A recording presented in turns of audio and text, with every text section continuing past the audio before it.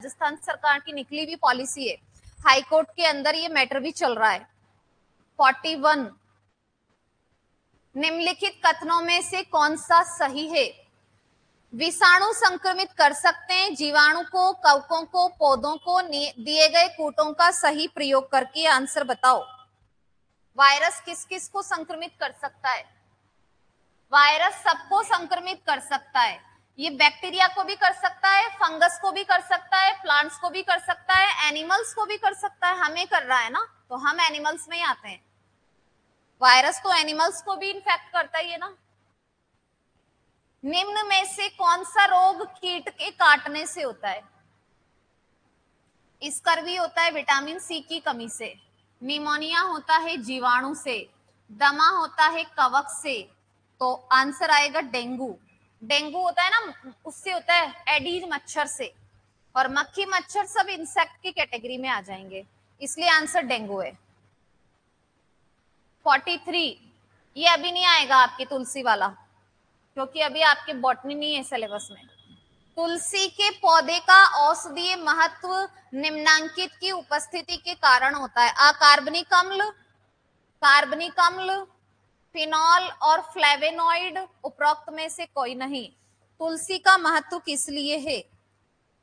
इसमें आंसर आएगा, आगे निकल गया क्या प्रश्न? आंसर आएगा सी, फिनॉल और फ्लेवेनॉइड। कैफीन क्षारक उपस्थित, कैफीन किसमें होता है? अभी ये भी नहीं आएगा, आपके बॉटनी नहीं है अभी सिलेबस में, ये प्रीवियस ईयर है। पहले आरएस में बॉटनी भी थी, पहले फिजिक्स भी थी। कैफीन किसमें होता है? कॉफी में। चाय में होता है थीन, चाय में होता है टैनिन।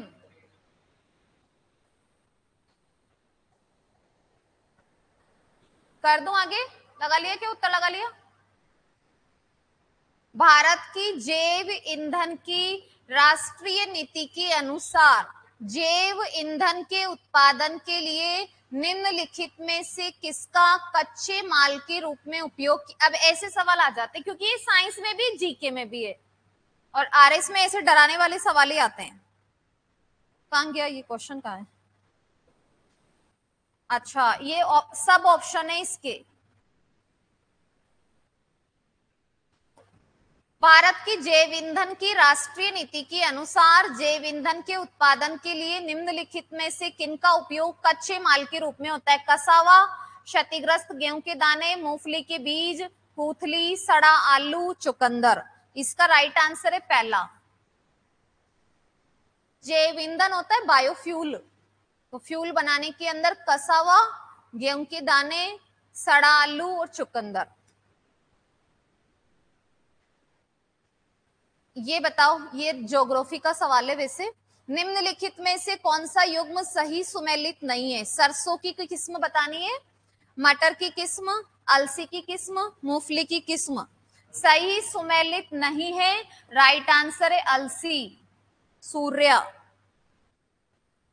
निम्नलिखित खाद्य पदार्थों में से कौन सा सभी आवश्यक अमीनो अम्लों का सर्वोत्तम स्रोत है? अंडा इसेंशियल एमिनो एसिड का स्रोत पूछा है।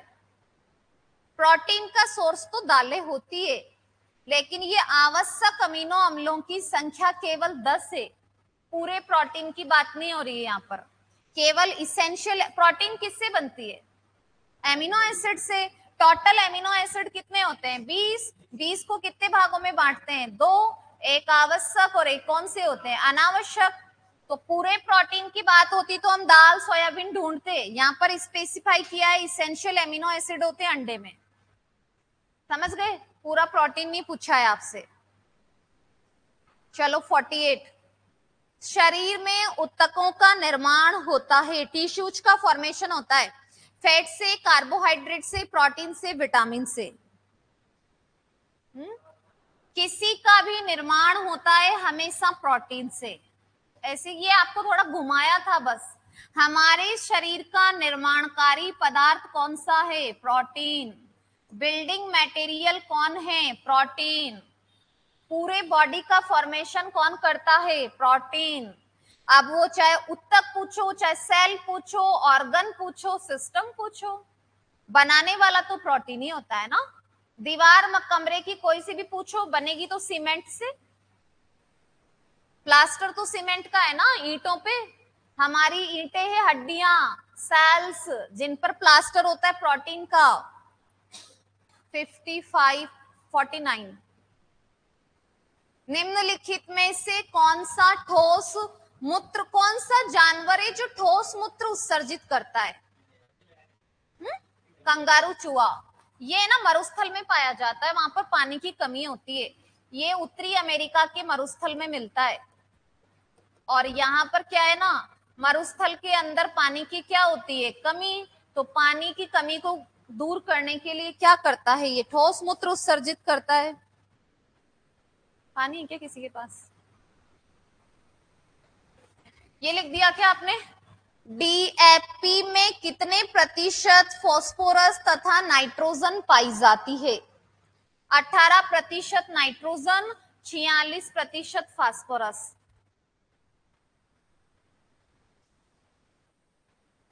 आरडीएक्स का आविष्कार किसने किया था? हैनिंग लिखा हुआ है इसमें तो। आरडीएक्स होता है ना एक विस्फोटक है। रिसर्च एंड डायनामाइट से बना है। डायनामाइट का आविष्कारक तो अल्फ्रेड नोबल है।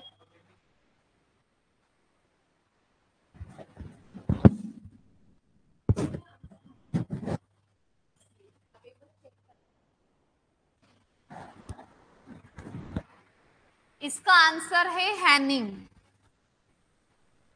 RDX research and development explosive विस्फोटक सामग्री होती है ये। भोपाल गैस कांड किसके रिसाव के कारण हुआ था? मिथाइल आइसोसाइनेट, 3 दिसंबर 1984। 3 दिसंबर 1984 को भोपाल के अंदर एमआईसी गैस के रिसाव से हुआ था। गोताखोरों द्वारा गहरे समुद्र में सांस लेने के लिए ऑक्सीजन के साथ में किस गैस को मिश्रित किया जाता है? कृत्रिम श्वसन में आता है ऑक्सीजन और हीलियम। कृत्रिम श्वसन, ऑक्सीजन और हीलियम, आर्टिफिशियल रेस्पिरेशन के अंदर गोताखोर भी कृत्रिम श्वसन करते हैं, अंतरिक्ष यात्री भी कृत्रिम श्वसन करते हैं, और अस्थमा के रोगी भी कृत्रिम श्वसन करते हैं। अब इस साल जाएगा ये इसरो का भारत का पहला मानव सहित अंतरिक्ष यान। अभी जो चंद्रयान 3 गया है वो मानव नहीं गए उसमें, वो तो एपरेटस ही जा रहे हैं ना। अब इंसान जाएंगे, इसी साल जाने वाला है वो भी मिशन। तो अब वो जब इंसान जाएंगे तो वहां पर ऑक्सीजन नहीं होती है अंतरिक्ष में, तो वो भी आर्टिफिशियल रेस्पिरेशन करेंगे। तो वो किसके द्वारा करेंगे फिर? ऑक्सीजन और हीलियम से। भारी पानी वह पानी होता है, मैं आंसर बता देती हूँ लेकिन ये क्वेश्चन अब नहीं आएगा, आपकी फिजिक्स नहीं है अभी। भारी पानी वह होता है जिसमें हाइड्रोजन का स्थान आइसोटॉप ले लेता है। भारी पानी वो होता है D2O। D2O होता है भारी पानी 1H2। हाइड्रोजन का समस्थानिक है ना, आइसोटॉप का हिंदी होता है समस्थानिक। तो भारी पानी हाइड्रोजन का एक समस्थानिक होता है। ब्लैक होल क्या है? ये उसमें आता है ब्लैक होल वगैरह, आपकी जैसे टेक्नोलॉजी का पोर्शन है ना। ब्लैक होल क्या है? कोई भी विकिरण प्रवाहित नहीं करता है, पराबैंगनी किरणों को पार रक्त किरणों में बदल देता है। सारे विकिरण जो इसके पास से प्रवाहित होते हैं उनका अवशोषण करता है। और एक काल्पनिक विचार है, सारे विकिरण जो इसके पास से प्रवाहित होते हैं उनका अवशोषण करता है। यह है ब्लैक होल। स्टीफन हॉकिंग ये करंट से रिलेटेड भी है, और स्टीफन हॉकिंग एक फेमस वैज्ञानिक भी है जो बहुत ज्यादा मतलब फिजिकली विकलांग होते हुए भी इन्होंने बहुत उपलब्धियां हासिल की थी, इसलिए फेमस है। हाँ, किसने? कहाँ है हॉकिंस? हॉकिंग है स्टीफन हॉकिंग। स्टीफन हॉकिंग अलग है ना, ये तो वैज्ञानिक है ना, ये अभी अभी मरा है लेटेस्ट कुछ 1-2-3 साल पहले ही। ये फिजिकली डैमेज था लेकिन इसने बहुत अचीवमेंट हासिल किए इसलिए फेमस है स्टीफन हॉकिंग। नेट पे डालना, अभी गूगल पे चित्र आ जाएगा। निम्नलिखित में से किसने एक्स किरणों का आविष्कार किया है? एक्स किरणों की खोज की है रॉयंटजन।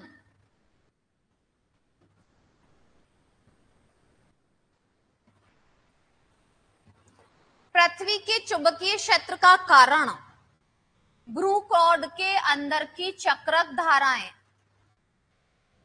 मनुष्य के लिए शोर की सह सीमा करीब करीब होती है